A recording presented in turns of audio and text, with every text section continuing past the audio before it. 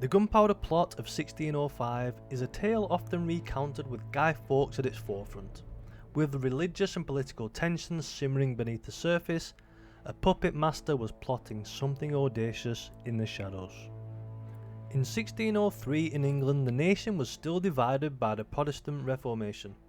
This was a movement that reshaped the religious landscape based on Martin Luther's critiques of the Catholic Church's practices, including indulgences and the authority of the Pope in the early 16th century. After Elizabeth had taken the throne from her sister Mary in 1558, she restored England to Protestantism, which was followed on by King James I after Elizabeth had died in 1603. Initially, James showed some tolerance towards Catholics, hoping to ease the religious tensions, but pressure from his Protestant advisors and Parliament led him to adopt restrictive measures. Laws were made targeting Catholics, with them facing heavy fines, imprisonment and restrictions on public worship.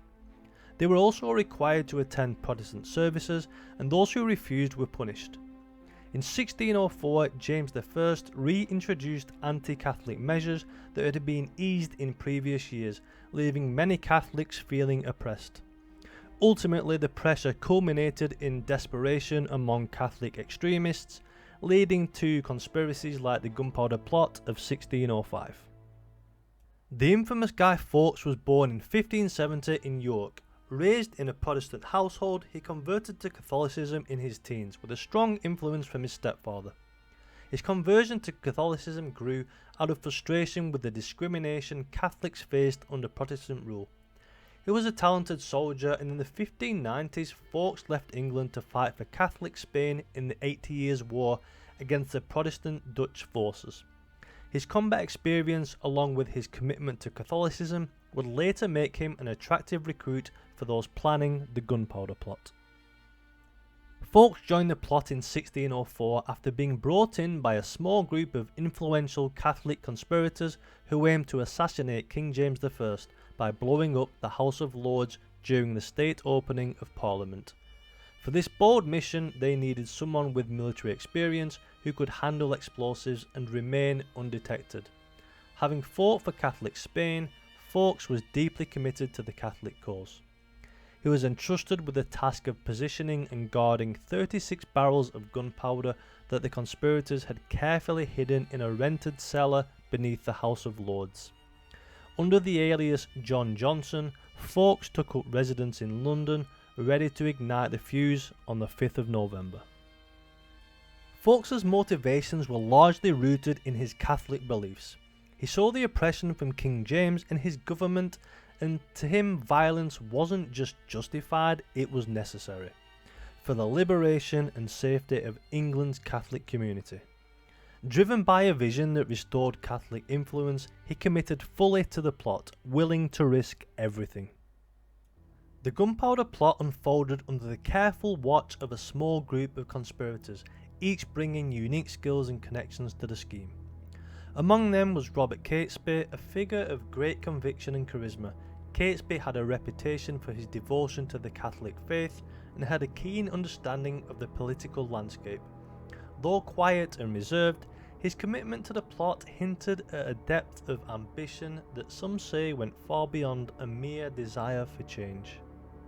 Thomas Percy, a man of noble birth and related to the influential Northumberland family, was another key player. Percy's social connections were invaluable to the group, helping them secure resources and the cellar space beneath Parliament where they intended to hide the gunpowder. His social status gave the group a layer of credibility and helped deflect suspicion from their activities. Percy's motivations ran deep, rooted in personal grievances and a sense of injustice towards the treatment of Catholics, making him a dedicated participant. Also central to the group was Thomas Winter, a shrewd and politically savvy individual with extensive experience and a history of military service. Winter was instrumental in the plot's practical arrangements, from helping acquire gunpowder to organising logistics and recruitment efforts. Winter had travelled extensively and was able to build essential connections, ensuring a steady supply of resources and maintaining a discreet network that would support their efforts. John Wright and Robert Keyes rounded out the core group, each bringing loyalty and dedication to the conspiracy. Wright was known for his intelligence and reliability, while Keyes was a staunch Catholic with fierce commitment to the cause and was brought on to help secure supplies and to ensure the gunpowder was safely hidden. Together these men were united by a shared sense of purpose. As they plotted in secrecy, the true depth of the conspiracy remained hidden. Who was pulling the strings behind one of the most ambitious schemes in English history? In the history of the Gunpowder Plot, Guy Fawkes has often taken centre stage, remembered as the face of the failed conspiracy. A deeper look shows us that Fawkes was not the true architect of the plan. Instead, the evidence points to Robert Catesby. Unlike Fawkes, whose involvement was mostly operational, Catesby appears to have driven the plot's vision and logistics. Catesby's reputation as a devout Catholic and his influence over other conspirators supports the idea of him being the Puppetmaster. He had long voiced his discontent with the government's treatment of his faith, and by the time of the plot he had already been involved in previous attempts to defend Catholic rights, but all had failed. With his frustrations mounting, Catesby became determined to take decisive action against King James I, whom he saw as a force of oppression against Catholics. Historical records show that it was Catesby who initiated contact with other Catholic men of influence and pulled together a core group of conspirators. He was also the one who reportedly proposed the idea of using gunpowder to destroy the House of Lords, seeing it as a definitive way to eliminate Protestant rule and pave the way for Catholic leadership in England. Catesby's objective wasn't merely an act of revenge, but a deliberate move to force change at the highest levels of power. By removing King James and much of the government, he believed he could install a Catholic monarchy which would bring an end to Catholic persecution and allow the faith to flourish freely. His vision extended beyond immediate political gain. He saw himself as the defender of English Catholics and aimed to inspire a widespread uprising that would transform England's religious structure. His meticulous planning and dedication revealed him as a committed figure whose motivations were more complex and far-reaching than those of just a conspirator, casting him in a different light as the true mastermind behind the Gunpowder Plot. Catesby's natural presence and intense beliefs earned him respect among his peers, many of whom saw him as a man of purpose, willing to risk everything for his faith. Beyond his personal influence, his strategic mind was critical to the development of the plot. He determined not only the overall concept of the plot, but to also strike during the state opening of Parliament, devising a careful timeline for gathering resources and assigning roles to each conspirator. Born into a prominent Catholic family, Catesby was raised in a culture of resistance with relatives who had long defied Protestant authority. His father, Sir William Catesby, was known for harbouring Catholic priests, and the family's wealth granted him access to elite circles with influential connections. These relationships provided allies amongst other disillusioned Catholic families. Catesby's high status and familiarity with London society allowed him to move relatively unnoticed as he prepared for the attack. His trusted family name lent credibility to the mission, which allowed him to amass resources and allies while avoiding suspicion, creating a foundation for one of the most famous or infamous conspiracies in history. In February of 1604, Catesby first shared his plot to overthrow the Protestant leadership with Thomas Winter and John Wright. This initial meeting outlined their objectives, taking place at the Duck and Drake Inn in London, marking the beginning of their secretive plot. In May of the same year, Catesby, Winter and Wright continued to recruit trusted allies, adding Thomas Percy to the plot, gathering at Catesby's cousin's Anne Vaux's house in London, where they took an oath of secrecy over a prayer led by Jesuit priest Father John Gerard. This oath solidified their commitment to the plot, and shortly after, they met once again at the Duck and Drake Inn to refine their ideas and agreed upon the need for explosives. This would make a definitive statement against the monarchy. In December of 1604, Thomas Percy secured the lease on a house adjacent to Parliament located on Vinegar House in Westminster, which allowed the conspirators to closely monitor Parliament's layout and schedule. They soon discovered an undercroft or cellar directly beneath the House of Lords that was available to rent. Through Percy's connections, they rented this cellar, providing them hidden storage space below the intended target. On the 25th of March in 1605, the conspirators began amassing gunpowder, initially transporting 20 barrels to the undercroft. They met frequently at Percy's rented house on Vinegar House in Westminster to plan logistics, including the transport and concealment of the gunpowder. By the summer, the number of barrels had increased to 36, and Guy Fawkes, who was recruited for his military experience, was appointed to guard the cellar and prepare the gunpowder. Between the spring and summer of 1605, Parliament's opening was postponed several times from February to October due to a plague outbreak up until the 5th of November. This delay gave Catesby additional time to expand their plans and recruit more supporters. During the summer, Catesby organised key meetings at his family's estate, Ashby St Ledgers in Northamptonshire, where they discussed broader strategies beyond London. This rural location provided the privacy and freedom needed to deliberate openly without fear of discovery.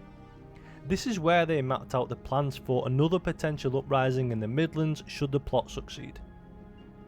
In October of 1605, in the final days leading up to November the 5th, Catesby convened another crucial meeting at the Duck and Drake Inn.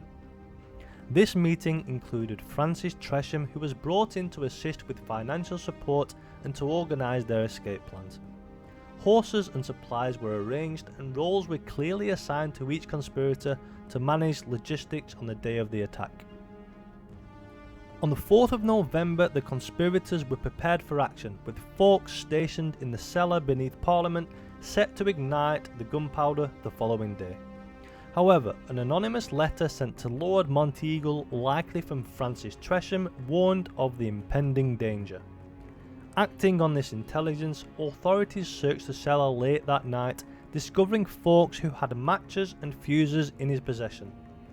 Fawkes was arrested and the carefully laid plans began to unravel. The immediate aftermath of the gunpowder plot on November the 5th created chaos across London and England with the discovery of Guy Fawkes in the cellar beneath the House of Lords. With Fawkes quickly apprehended following intense interrogation and torture, he revealed the names of his co-conspirators. Within days, the remaining plotters were pursued, leading to a series of violent confrontations. On the 8th of November, Robert Catesby, Thomas Percy and several others were cornered at Holbeach House in Staffordshire. A gunfight ensued, resulting in Catesby and Percy being killed. Those captured alive were subjected to a public trial where they were convicted of treason and executed in January of 1606. The brutal punishments, including hanging, drawing and quartering, were designed to serve as a warning to anyone who might consider defying the crown. The repercussions of the gunpowder plot extended far beyond the immediate fate of the conspirators. It reverberated through the Catholic community in England. In the wake of the failed conspiracy, anti-Catholic sentiment surged, leading to increased persecution and discrimination. Catholics faced harsher penalties under the law, including fines, imprisonment and the threat of execution for harbouring priests and practicing their faith. The government enacted strict laws to control the movement of Catholics, and many lost their rights to own land or hold public office. There was a lingering suspicion about how much the English government knew in advance about the plot and whether or not the plot might have been partially manipulated by government officials to justify increased persecution of Catholics. It's been suggested that Robert Cecil, the Earl of Salisbury and the King's Spymaster, was aware of the plot well before it unfolded, but allowed it to progress far enough to capture the conspirators at the last moment, securing a politically advantageous outcome for the crown. There isn't any concrete evidence of direct government involvement, but Cecil's established network of spies and his influence over the king's policies does lend some credibility to the theory. The gunpowder plot also left a profound legacy in British history and culture. The events surrounding November the 5th transformed into a day of commemoration known as Guy Fawkes Night. Initially a day of thanksgiving for the king's survival, it evolved into a celebration marked by bonfires, fireworks and the burning of a guy representing Fawkes. Whilst Guy Fawkes is the clear face of the operation today, Robert Catesby was the visionary mastermind behind the plot, and without his poor judgment of Francis Tresham's loyalty, the course of history may well have been completely different. Thanks for watching. If you enjoyed the video, please like and subscribe to the channel for similar content, and I'll see you soon.